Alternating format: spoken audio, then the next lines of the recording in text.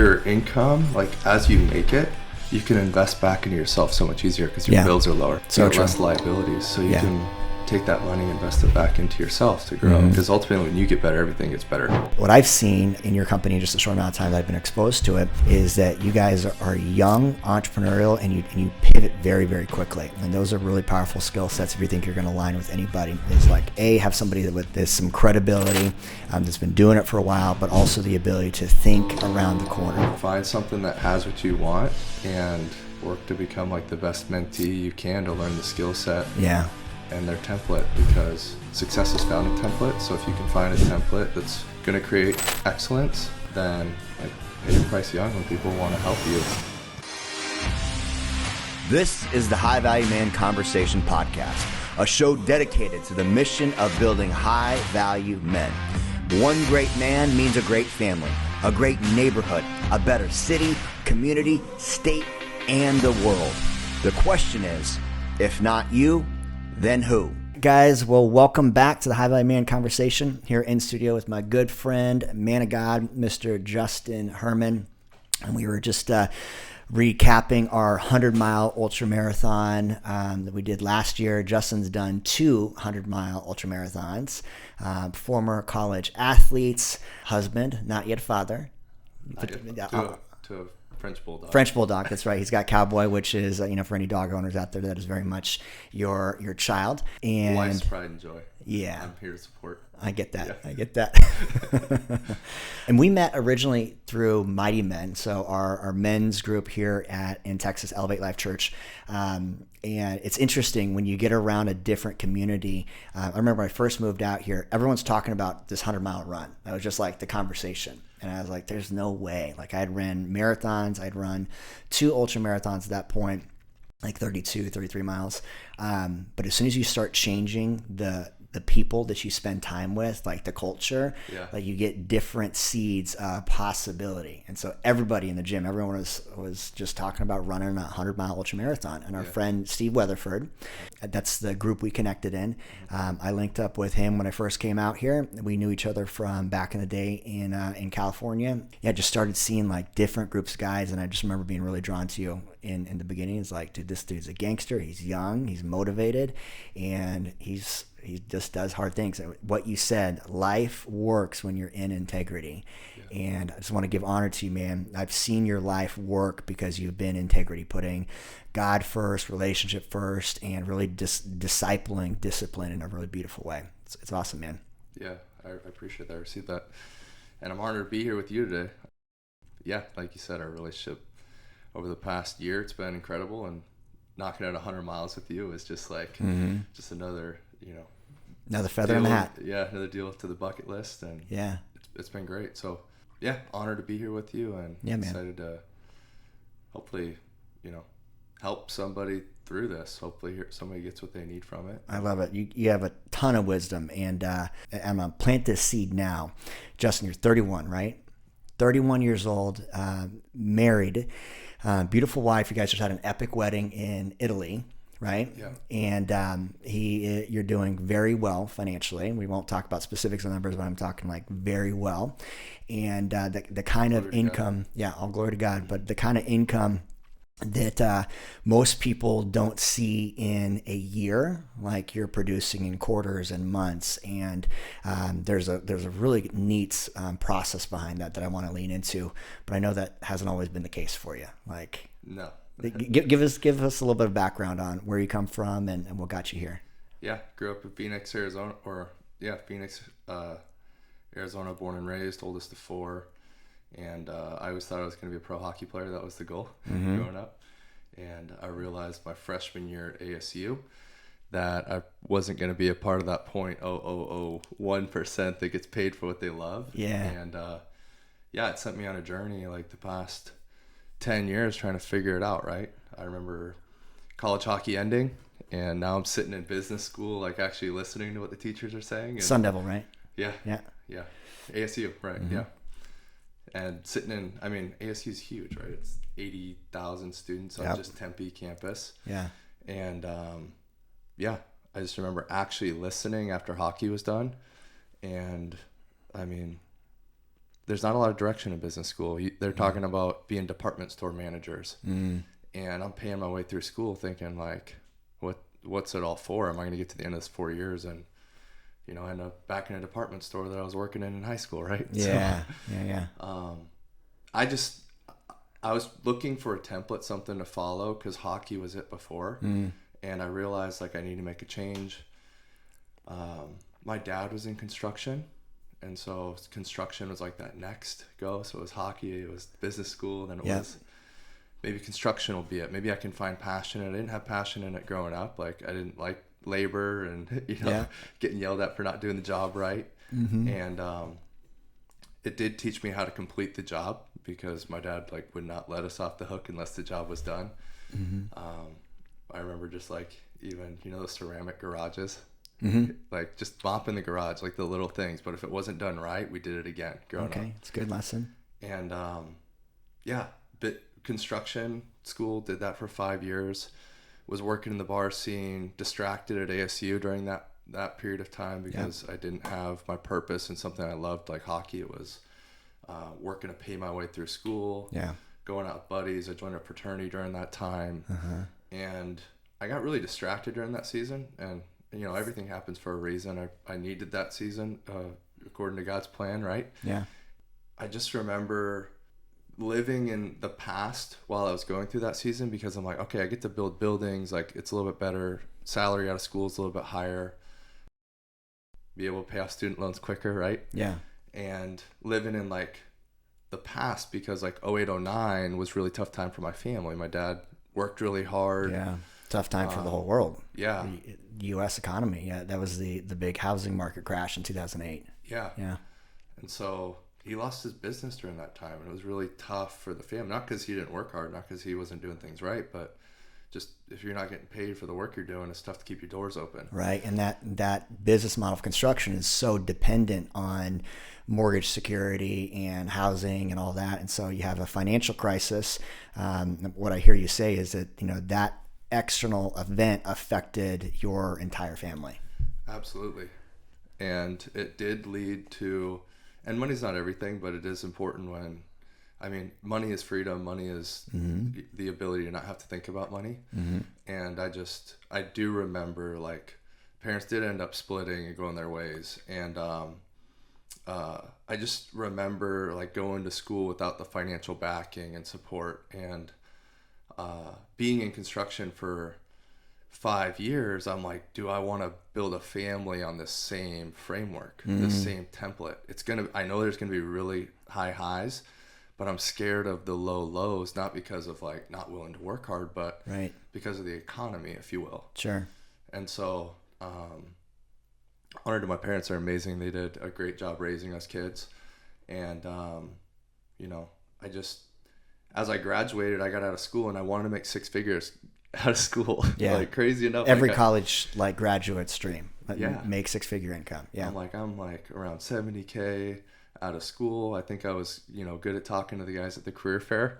Probably better than my reports showed as far as grades went. Like I was average student, but, you know, hit it off with a guy at their career fair, got a good job out of school, was doing a project engineer for DPR construction. We were doing, I was in the hospital remodel part of it. And I was getting good at it, but I knew I needed something on the side as well, something that was like my business, a way to produce additional income to get over the 6-figure mark, and something that might be in a different industry, if you will, that was stable. And that takes a lot of guts, first off, to recognize that the footsteps you're walking in, you're following kind of your dad's roadmap, isn't 100% the direction you want to go in. You know, I talk to so many guys that they follow the template that their dad unconsciously laid out for them. Go to school, get a degree, you know, follow in the family business without really searching their heart and searching out their vision of like, what do I ultimately want? So honored you on that. Yeah, thank you. And it's not easy, right? But I think as you can identify it, you understand that, what does Nick Bear say? He's like, choose the hard right over the easy wrong. Yep. And so things compound. And I understood that young. I understood Robert Kiyosaki's cash flow quadrant, like rich dad, poor dad. self-employed, business owner, investor. And if you're an employee, someone's telling you how much your time's worth, and you're only getting paid while you're working, right? On the clock, yeah. Self-employed was like the goal out of school, to have a self-employed deal on the side, ultimately to become a business owner once I could have money to start a business, right? And Smart. then investor, ultimately, to have the time freedom. Time freedom, passive income, where your money's working for you. You're not working for your money. Yeah, and then you're able to be at kids' games. Yeah. Have a family that, money's just not the factor for it. Yeah. You have the financial backing, and then you can be a blessing to others as well. Blessed to be a blessing. Yes. And good. so, money's freedom at the end of the day, and when you don't have it, you're focused on it. And my next try was like stock market. I think that's naturally the progression out of school. Okay. You're like, if I get a couple bucks, throw it in Robinhood, see what can happen. Yeah. Or there's definitely more secure brokerages, but sure. At the time it was Robinhood, and my buddy was doing option trading, and he was making money with it, and he was teaching me, and he gave me a book on it. Okay. And it's crazy, like everything happens for a reason. I remember the week before I found what I do now, he lost like $6,000 that stings. in option trading, and I was playing with like fake accounts because I didn't know how to do it yet. Yeah. I'm like, let's just use these like fake money accounts and see how this goes. But that had to be a pretty like awakening moment. Seeing like someone that you were trying to learn from, like lose their shirt as like fresh out of college, like $6,000. That's a lot of money for anybody. Yeah. He wasn't like 30s, like he wasn't older. He was like literally the same age as me, 23 at the time. Yeah. So that's a lot of money. That's a ton of money. Yeah. Yeah. How did that experience? So I'm noticing a pattern here. So you're an observant person. You're observing your dad's decisions with his career path, and then the reality of the housing crisis, like affecting the entire family. This other mentor making some, maybe not poor financial decisions, but also like losing his shirt, $6,000. So now Justin's kind of watching these things. How did that mentor's decision and losing that money, how did that affect your decision down stock trading? It woke me up. Yeah. Like it's kind of like another whoa, like the construction thing. It's like, whoa. All right, so I'm gonna make money, like kind of busting it with the construction. I mean, I was working like 60, 80 hours a week because they give you salary, and then you're called in on the weekends, not really getting paid for the weekends. Sure. And you just, when you're an employee, you think like whatever you're spending money on, you relate it to the work you had to put in. For sure. Yeah, there's an hourly, like a cost to it. Correlation, yeah. And so I basically had a friend that he was working hard to make money. Like he was investing his time in making money and not like relying on his money to make him money. And I had time at that point. God's plan, like me and my now wife, there's a happy ending to it. But, buddy lost $6,000. Girlfriend broke up with me. She was in college at the time. We had been dating a little over 6 months at the time, 8 months maybe. Okay. And she was going back to school and I was going out into the real world. And I just same weekend as that happened, my buddy let me know what he was doing in insurance. Okay. And I wouldn't normally be open to insurance. I didn't ever think that was something that I would do, but it just was so simple how he explained it. He's like, our buddy David we have a mutual friend's dad who was really successful from this company, retired on his residuals. You know him. He was able to be at all of his son's stuff, and he retired from this company on his residuals. And he basically told my friend that you're going to work really hard. It's not sexy, but it's a way to get wealthy. And that's what I did. And so my friend, who I believed I could do anything that he could do, was doing it. And essentially he was helping families, and the company gave him the families to see, the leads. They gave him a script, and it was about, at that time it was like $600 a sale. It's about $750 now on average. And my brain just started like running the numbers. Like you said, I'm observant. I'm more introverted. Like I'm in the gym, like thinking like how we can grow in all aspects of life each morning, and I couldn't let go of it. I'm like, $750. So if I protect 2 families a week, I'm supplementing my income. If I'm protecting 4 families a week, by the way, that's like one person protected. So if it's a couple, I could make $1,500 protecting 1 family, and I'm helping them. Yeah. Like on the job site, I'm talking to the same people, the company, who we serve, how we get the leads. It's unions and veterans. Mm-hmm. I'm like, I'm sitting on the job sites, like telling these guys to keep their hard hat on and taking pictures of them on my iPad, you know, kind of like being a tattletale almost as a project engineer. That's almost your job. Yeah. And at the end of the day, like when they go home to their wife, does their wife really care too much about what they did on the job site? Yeah. That's true. Maybe, but they're more concerned with the money that they bring home to provide for the family. Right. And I'm keeping them safe on the job site, but I'm like, hey, if I just move my focus, get good at this, I can help protect their finances. So I'm still like in the safety department almost, right? Mm-hmm. Like we don't know when our time is. Mm-hmm. And if people aren't educated on life insurance, it is a challenge. And everyone has, our whole deal, what I was educated on was that everybody has benefits through work. Mm-hmm. And especially like they pay dues for their benefits. Mm-hmm. And they're great while they're working, but as soon as they leave, change careers, retire, those benefits, they go away. Mm-hmm. Mm-hmm. And so where we fill in the gap is we help them with permanent benefits that fill in the gap. So when they leave their job, change careers, retire, they have them in place. Love it. And they can lock in rates younger. And it made sense. I started looking at my circle and I'm like, talking to people, realizing that everybody's dependent on their work benefits and they don't even understand that they need permanent benefits. Right. It's good. That's a good point. Yeah. I mean, as a business owner, you're a problem solver, mm-hmm. right? And I just identified a big problem. It made sense, and it seemed like a great opportunity. And fast forward, I'm still rocking and rolling with it. Yeah, man. So how long ago was that when you it sounded like you started the insurance on the side of the desk while you're still working in construction? When was like the shift? I'm going to go all in on this. What was that moment? Yeah. My buddy made $12,000 his 3rd month. The one who when I was starting. Yeah. And from what I believed at the beginning, I'm like, anything my buddy David can do, I can do. When your circle, like you have confidence in knowing what. Same thing about the 100-miler, man. There's never in a million years. You talked to me 2.5 years ago. I would have even considered running a 100-mile. The same thing for the first marathon I ran. It's only because I was around people that talked about it and had done it.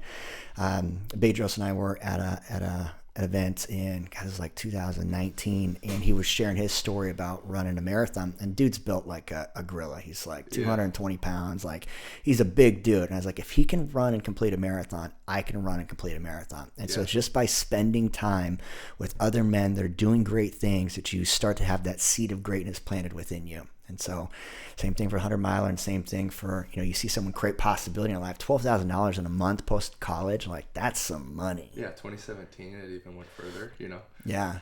So, yeah, same thing. Why I started working out. Like my friend's dad was a pro bodybuilder at the time. I was like 12 years old and he would take us to the gym. And, you start, you just think that's a normal thing is to work out all the time when the people around you are doing it, so. Awesome. So you see your friend make some money 3 months into this line of work, and I imagine right around there you probably exit the construction and go all in. What does your first year look like? Well, it became a reality because we have a really good mentor. His name's Justin Herman, and he's responsible for most of the U.S. expansion for our agency. We're the #1 agency in the company by a lot, and he moved 15 times to open new territories back when we were in person. Okay. And so he was in Arizona and he would like invite us over to his house for trainings. And so we were at a training at his house after David had just made $12,000. Mm-hmm. And I'm still studying for my test. Not the best test taker, but I passed. Mm-hmm. And I was sitting around the fire and one of the guys there started having a real conversation with me. He's like, so when are you going to burn the boats? And I gave him my word and I quit the next week. No way. That's awesome. I didn't tell anyone. Cool. I had peace about it. I knew my script. I had seen it work in the field. Mm-hmm. And I believed in myself, And I knew that if I was going to compete, if you will, like if I don't want to do something and be a part of like the majority. Yeah. I want to be a part of like the top 10%. Yeah, that's good. And so I gave my word. I quit with my project manager. I remember walking back from lunch with him. We just had lunch at the hospital. We were walking back across the parking lot to the construction trailer, and just kind of taking a pause and like letting him know it was on my heart. And from a place of like, I just know that this is where I'm being led. And he kind of like, he's like taken back because I'm obviously the guy on the job. And I told him, like, if you need 3 weeks, like whatever it takes to get somebody trained up, I'm committed to it. I don't want to leave the job hanging. Yeah. And he like kind of freaked out for a second. And then he gave me honor actually once we got back to the trailer, and he thought about it for a second. He's like, man, honor to you. And then he's like, you gotta quit with Lee. So Lee was our superintendent on the job, like missing half a finger, one of the smartest guys I've ever met. And he's like, kind of laughed. He's like, insurance. Yeah. That's the first. That's about all he said. And then I got a call later from the project executive, and he's like offering me more money to stay. And I just knew what I knew. Like there was peace in my decision, and I gave him my word, and I was going to see it through, because ultimately, like when you're young, I'm thinking like, if I'm in this game, I moved 15 times, opened offices, like who do I want to work with? Yeah. I want to mentor the guy who is like all in, committed, like Yeah. leaving a job, like boats burned, is going to do whatever it takes. Yeah. And I wanted to be that person for my mentor. And so, and I think that like that's such a good point. If you're a 20 something and you're figuring out like the next season of life, latch on to a great mentor, find a culture that you fall in love with, because when you're young, you have time. Yeah. And time is one of those things. You talked about this, your relationship ended. And so you had a season where you're like, I can just double down on the work. And if you can, nights, weekends. Like, yeah. And if you can leverage that time in your 20s. Become more valuable as a human being. Yes. So good, man. That's great. So Sorry all to in. speak over you. No. I'm excited for you. It's cool to see, and I see such an opportunity for, I talk to young guys quite a bit, and the biggest thing I think they think is that they're not as far along as they want to be. There's this comparison. Social media is just very destructive in that standpoint. Absolutely. You see so many other people out there that you think have more. But the truth matters, what you have in your 20s that you don't have, later in life, is you have the ability to make a lot of mistakes. 20s, like they're typically, if you can find a good mentor, like older guys love pouring in 20 somethings. And if you can learn the skill set of sales, great communication, leadership in your 20s, your 30s, 40s, and 50s become just a completely different life. Yeah. And your income, like as you make it, you can invest back into yourself so much easier because your bills are lower. So you have less liabilities. So you can take that money, invest it back into yourself to grow. Because ultimately when you get better, everything gets better. Amen. Yep. It's good. The reason the 1% is the 1%, right? Yep, 100%. Yeah. So tell me about this, your first year. So you burn the boats, you hop in, David makes 12 grand within the first 90 days or so. Yeah. You fall in that footstep, you leave construction management. And what does your first 12 months look like? I paid my bills my first and my second month. Okay. We were in field. I had like a not fuel efficient car.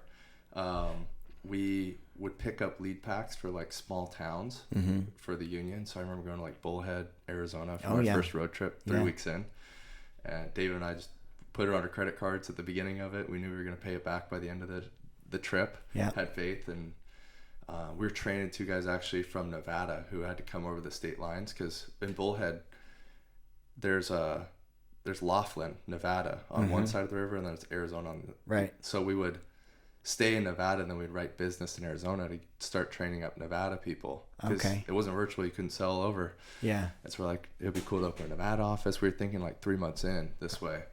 And I wrote $6,000 in production. So it's about $3,000 in 6 days. That was the first time I really had a successful week. And man, I was working I was figuring it out, right? And I was working all day. I think all my sales were after 7 p.m. at night. But made it happen, and didn't really have service.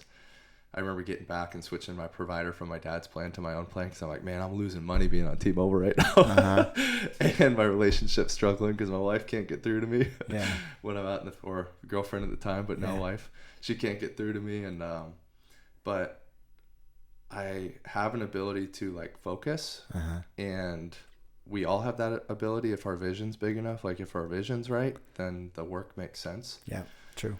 And so I don't think you ever work harder than when your back's against the wall. Yeah. And you like are you're a little bit from pain, but you can't operate from your pain. You got to operate from purpose. Right. It's good. Turn your pain to purpose. Mm-hmm. And so I was thinking like this person was put in my account, and if they don't wake up tomorrow and I didn't get to them tonight, like that's on me. Mm-hmm. So my structured hours I would run, and I would go to the buzzer, and then provided whatever happened, I could sleep good that night. That's and good. I would just use that purpose. And so month 2, I got a promotion into a leadership role, which was something I was excited about from the jump. I'm like, I'm leading on construction job sites. Like I want to lead in this next career too. What do I got to do? And they're like, you can get promoted your second month if you do this, this, and this. Accomplished that. My 3rd month, I was our first test month, if you will. It's kind of like running. Like you got your base building weeks. Yeah. And then you have your 100-mile race, right? Yeah. So my first test month was July 2017. I trained my first agent that month, which was exciting. Well, and we're still rolling together now, Trace. I rode over like 20,000 LP. I made over 12 grand cash, just like David had done. Wow. And so he made 12 grand, I made 12 grand. And then fast forward to Trace his second month after training with me that month. And he came from sales. He was actually teaching me sales when he was with me because I didn't understand sales psychology. I just knew the script and what it was doing. He's like, yeah, bro, you're preempting all the objections for their objections. That's what the script does. I'm like, that makes sense.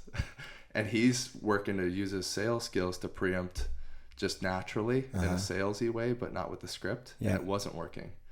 So it was interesting because he got the script down after that month after just seeing like repetition of it working. Yeah. And he wrote over 20K in 10 days. That following month made 12 grand. Wow. And he had to borrow a car to go on that trip because you like not making a whole lot of money for a month is tough. Like you have to figure things out, but it ultimately comes down to a way of thinking of like I need to do this because of this, not I can't do that because of this. True. And so he found a way to win, went on a road trip to New Mexico with us, and he even borrowed a girlfriend's car to go out there, but he was able to come back, made 12 grand in 10 days, leased a new Lexus, like drove onto the lot, gave him his broken truck, like got into a new apartment. And I think that's where my leadership hat like got put on, was like seeing somebody else have a breakthrough in their life change like in a month. Yeah. And it just flipped a light, and I got like addicted to that. And we together have gone on to fast forward a year. We got an opportunity to open an office in Texas and just continue to grow and help people figure it out. I love that. What did you do first year in the business, like revenue wise? I made 6 figures. I made over 100 grand my first year. 100 grand. So when you factor in the first quarter construction money and April, and then May through December, I made 6 figures. That's awesome. So you hit your vision of wanting to make 6 figures out of college. And it's compounding, right? Yeah. So I actually made 8 grand the week before Christmas to get over the hump. Mm-hmm. And it was because of just being focused on the right things throughout the year and compounding and being able to build a business. And so, man, I just remember like week before Christmas, $8,000 hits your bank account. And exciting. I bought my sister 2 Christmas presents because I didn't know which one she wanted. Yeah. And was able to, really have a feeling of having some financial stability for the first time. Mm-hmm. I had never had that since ever. Yeah. But that was like the breakthrough. It was actually the week before Christmas, like right almost to the buzzer, that I broke over the 6 figures. Wow. Well, that's awesome. And it speaks so much to, glory to God. Yeah, it truly, it does. And, having faith, having good vision, surrounding yourself with men that already have fruit in their life, having a good mentor. But I also hear you talk about there's a plan and there's a structure that you're kind of following throughout the process, which is really powerful. So you're not out there just trying to figure it out. I think so many guys I love the idea of stepping into entrepreneurship. Everyone has a dream, especially in America, of being a business owner. Yeah. But if you don't have a vision, if you don't have like proper structure, if you don't know what you're doing, if you're not following a template, you're going to lose more money than you're going to make. And it's going to be one of those things of like, oh, I tried that business ownership thing, but it just didn't work for me. And so like what you're presenting is that it's like a package deal. Follow the script, run the play, get a good mentor, and you can create success. Man, that's how I got average grades in school, is copy paste. There you go. Yeah. So like I knew I needed a template that was simple and I could copy and paste because I'm willing to work. Yeah. I love that. You put hard work with the right template and then you can create fruit, dude. It's beautiful, man. I love it. That was that first year, and there was a lot of learning experiences. Sure. Going into starting a new office in Texas, we basically had to restart because we built Arizona a bit and got us promoted to be able to go be the people that were chosen to go open an office. It was myself, Trace, and then a guy from Washington. We all moved to Texas on 4 weeks notice. We were really excited. Like, we got the high-rise apartment. We had I remember Trace came out and he like looked at 2 apartments, and they're both by American Airlines. And at that phase in our life, we weren't as focused on the right things as we are now. Like, he was messing around partying in Dallas, like looked at one apartment, looked at another one, and he like, I had 2 options. We just, that one, it didn't really matter where we lived anyways. Chose that one, and then moved, put office staff in the office. We had a front desk person, HR manager, because all this is staff, pre-COVID, right? Yeah, where you guys are still meeting in person. And so it was really the first time like I had overhead as well, nice apartment, nice car, and it was like a wake-up call, because we went from doing 6-figure months as far as production goes to like cut back to like 40, and we're like completely rebuilding phase. Yeah. And it was like starting over again, but I didn't want to do it slow this next time. And because like with what you're doing, when you do it the next time, you know how to do it better than you knew how to do it the first time. Yeah. So it's not like a full restart. It's like I knew what to do, but I didn't want to do it as slow. Yeah. So I added finances to the picture, because we can invest 2 things. We can invest time, money, or both. And so I was committed to investing both the second time. And so investing, and we got it growing. It took about a year, and there was a lot of growing pains through that year. Learned a lot about myself. First time I did 75 hard was actually 6 months in, because I'm like, how I'm doing things, I'm not as focused as I need to be. I'm not leading people the way that ultimately they need to be led. And if this thing's going to take off, like, it's going to be because like I get focused. And so I did 75 hard for the first time with like 4 of the guys, and fast forward 2 quarters, made board of directors the end of that year. It's awesome. And and spoke on stage for the first time at one of our conferences at Caesar's Palace in Vegas, and it was cool. And the month after that, everything shut down for COVID. So it was like a new reboot, right? Yeah. It was like virtual sales is different. It was like Arizona, and then it was Texas, and then it was virtual sales, and now scaling that model and figuring that model out and helping people figure that model out. I mean, literally, I remember we were in New Mexico on a road trip, because this is like a trend. Like, we would go every 6 weeks to like a small town, pick up lead packs, and go protect the families in those places. And so they were going to close the border in Texas. So I drove back to Texas to sit at my counter and do what we used to do in person virtually with like the papers for the first time. And I actually had enrollment on my first one. It was a referral that I was meaning to get to in person, and I finally got them seen from my countertop of my apartment. And we didn't go back. It was 100% virtual from that point, and helping people figure it out. But there's 3 groups of people in change.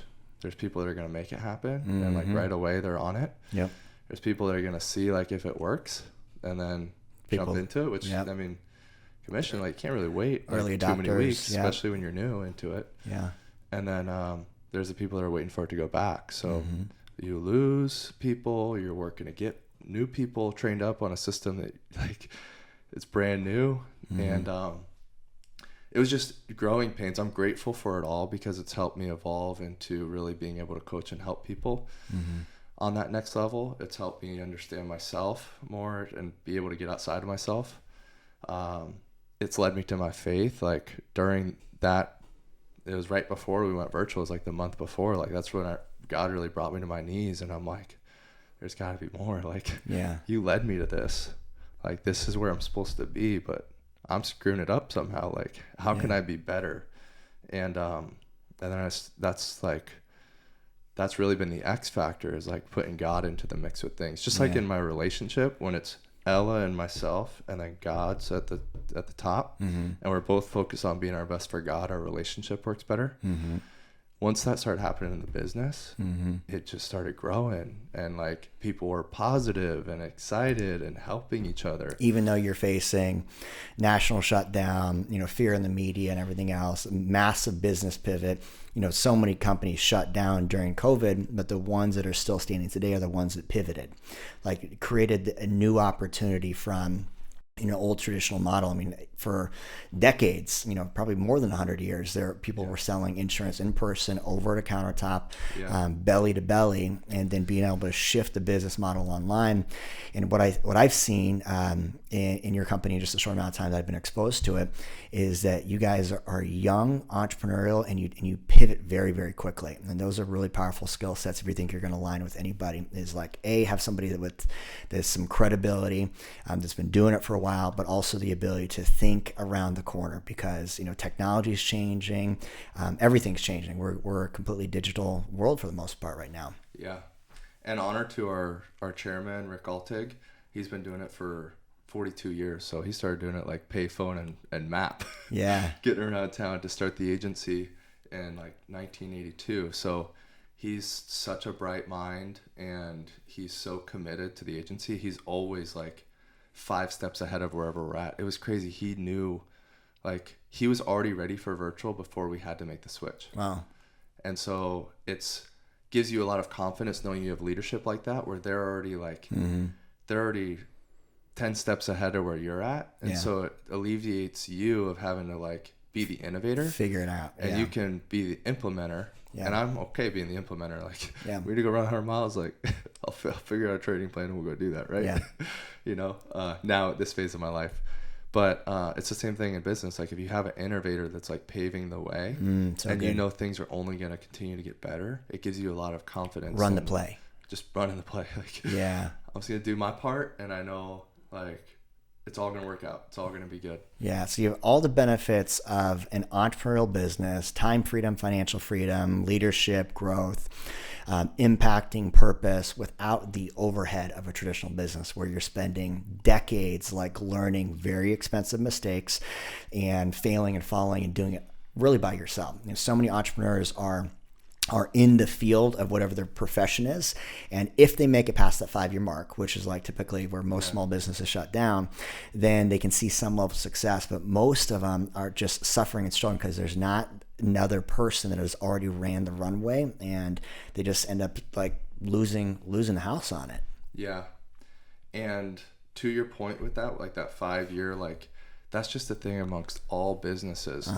And so I remember being like 5 years into the business, and things were challenging. Like, this is when we were actually going through that phase of like, we were going through a little bit of a pruning phase, and in the agency to get to our next level was that first year of virtual.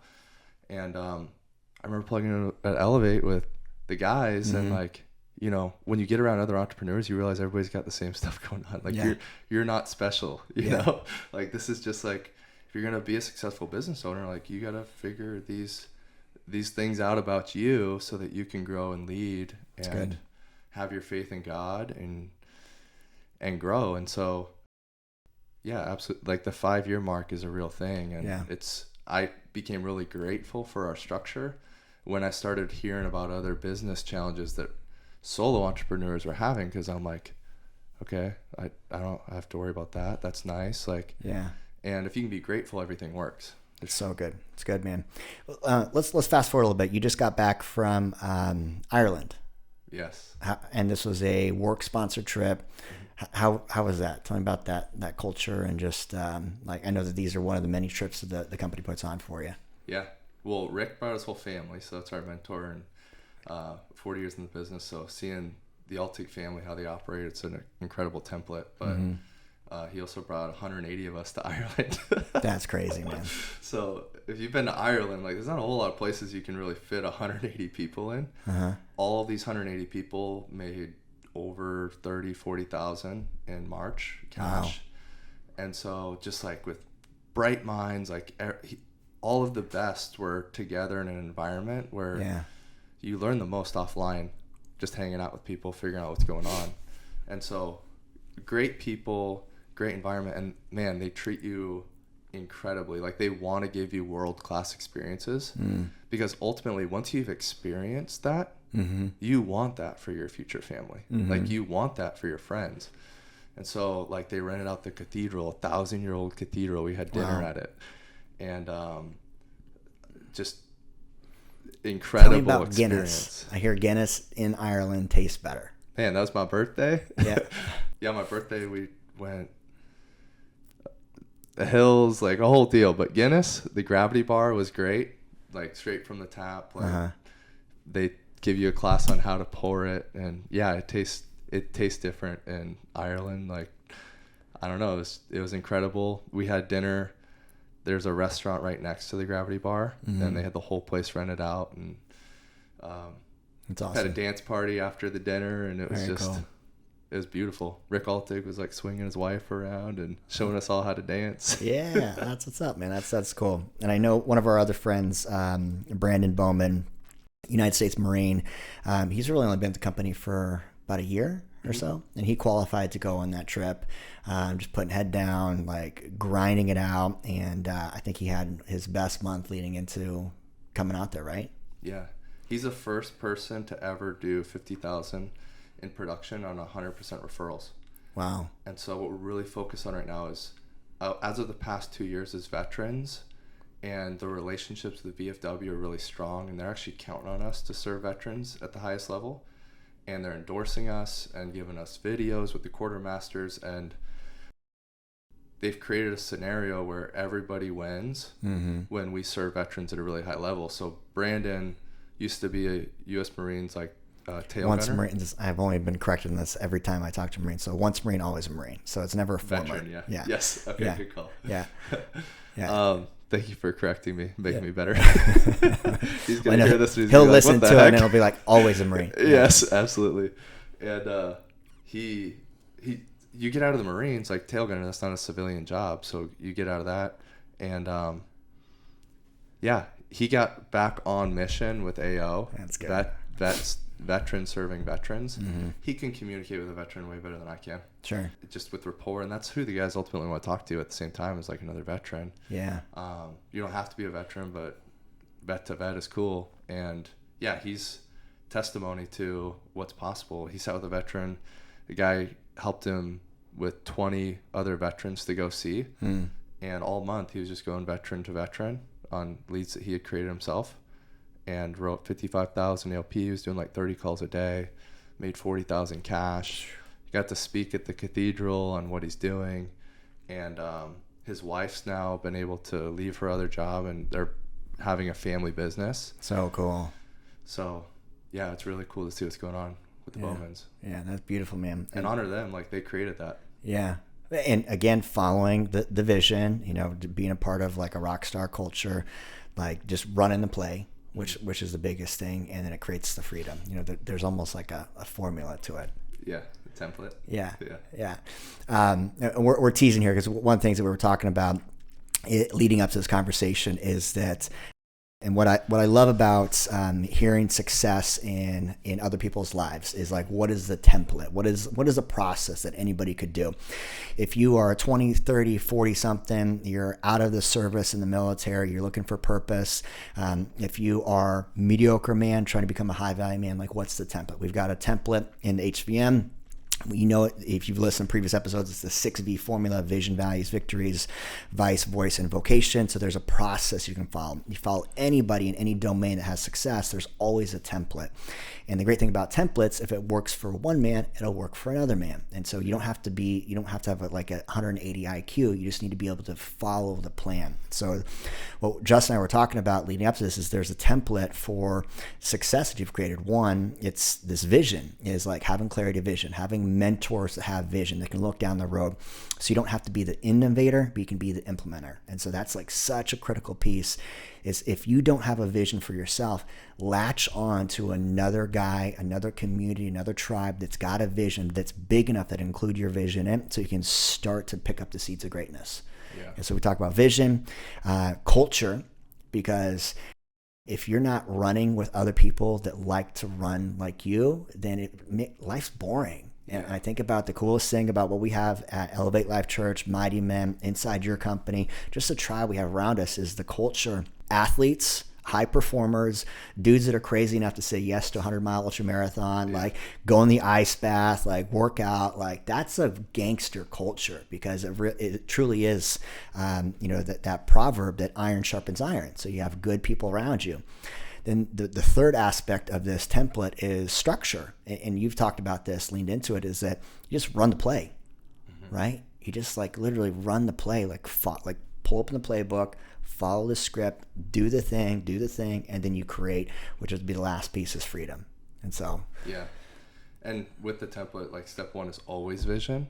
Because when I was in construction, I didn't have the vision. My mentor on the job site didn't have what I wanted. The mentor in insurance had what I wanted. He had the relationships. Like people talked about him so highly, like his life was meaningful. Yeah. He had the finances. He could retire that day and be completely good, making millions a year. He had the wife, the kids. And so vision's number one, like what do you want? And can you actually achieve it through what you're doing? Because if you can't, then you have to be okay and find gratitude with what you're doing and understanding that there's not that next. Yeah. That next thing, if priorities, right? But I got really excited about not having a ceiling and being on a mission with veterans. We're talking about protecting 3% of the 3%. That's 300 million in sales within the next 5 years, where he did 30 million last year. So like I can get really excited about that vision, and it fits a lot of people. So vision and then culture.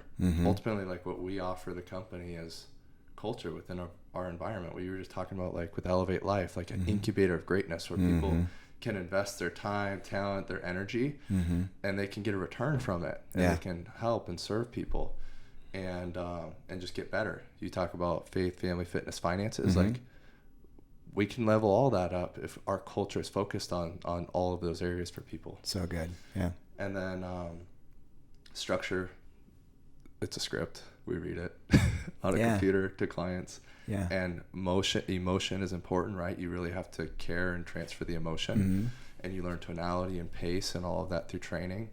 But it's got a really runway. Simple. Yeah. Well, I love the simplicity of it too. But then there's a growth path from personal production and a leadership side, where you're learning all of the business lessons that a normal entrepreneur would, and if you keep following the blueprint, the plan, you can create, a business that works for you. Yeah, I wanted to run my own like insurance franchise, right?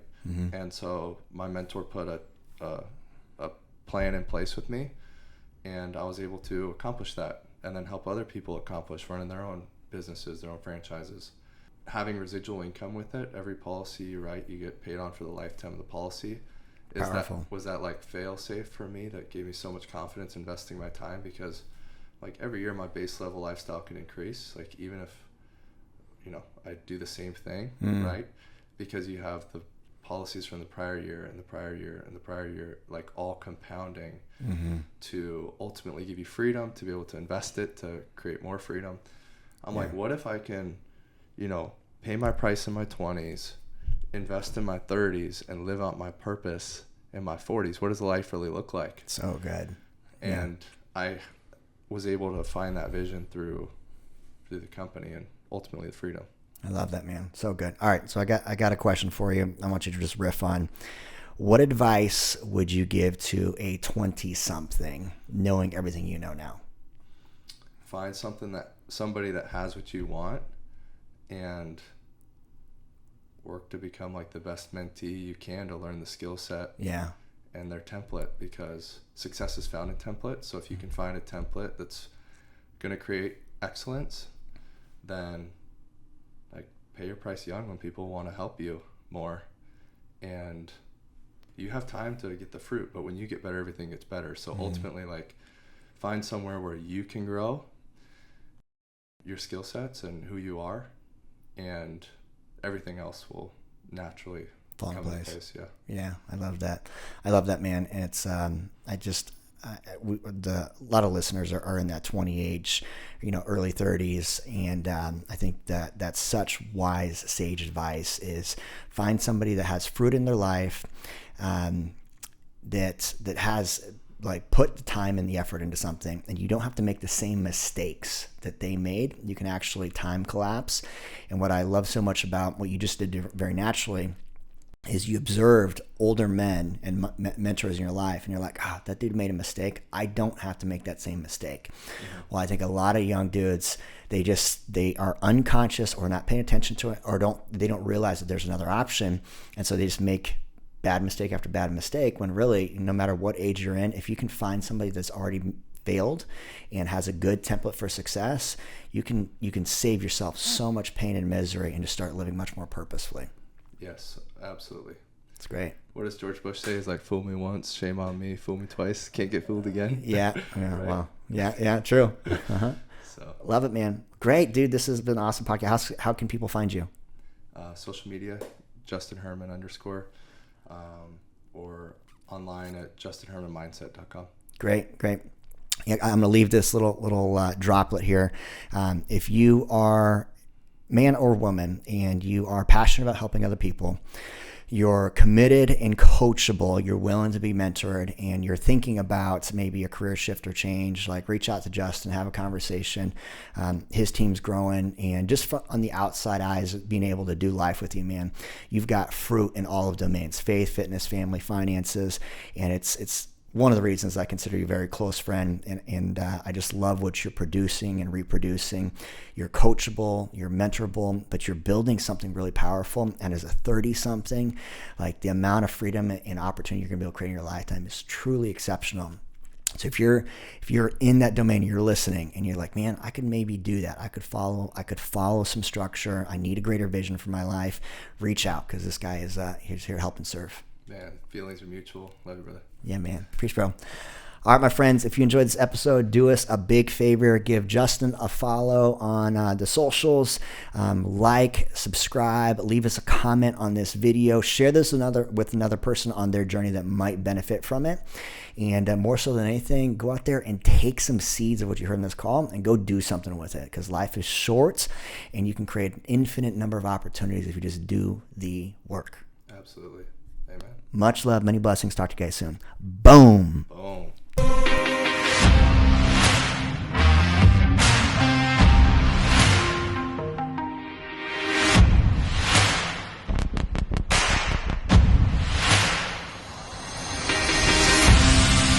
Get off the podcast. Get back to the fucking mental lab.